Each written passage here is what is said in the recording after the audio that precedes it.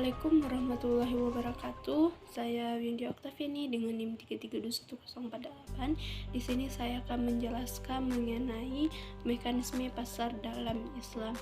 Nah, menurut ilmu Tamiyah, mekanisme pasar dalam Islam adalah pasar bebas. Harga ditentukan oleh kekuatan penawaran dan permintaan. Kenaikan harga tidak selalu disebabkan oleh ketidakadilan dari para pedagang.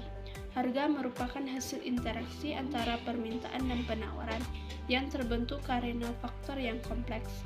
Sistem ekonomi Islam menganut prinsip pasar bebas dan pasar persaingan sempurna.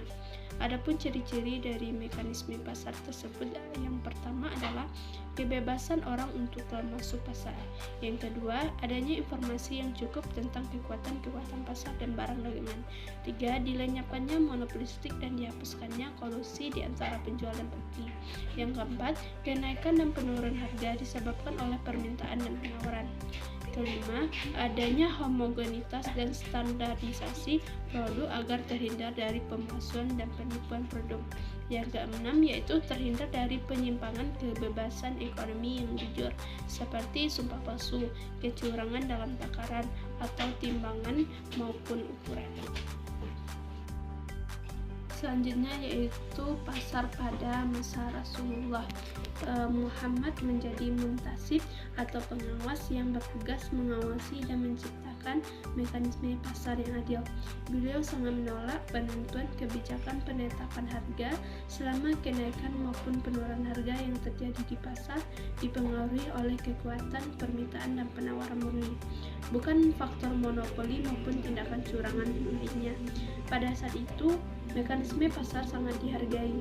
Beliau menolak untuk membuat kebijakan penetapan harga, manakala tingkat harga di Madinah pada saat itu tiba-tiba naik. Sepanjang kenaikan terjadi karena kekuatan permintaan dan penawaran yang murni, yang tidak dibarengi dengan dorongan-dorongan monopolistik dan monoposonistik.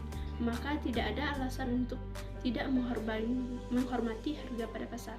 Pada saat itu para sahabat berkata, "Wahai Rasulullah, tentukanlah harga untuk kami." Beliau menjawab, "Allah itu sesungguhnya adalah penentu harga, penahan, pencurah, serta pemberi rezeki. Aku mengharapkan dapat menemui Tuhanku di mana salah seorang dari kalian tidak menuntutku karena kezaliman dalam hal darah dan harta." Hadis di atas jelas dinyatakan bahwa pasar merupakan hukum alam atau sunatullah yang harus dijunjung tinggi.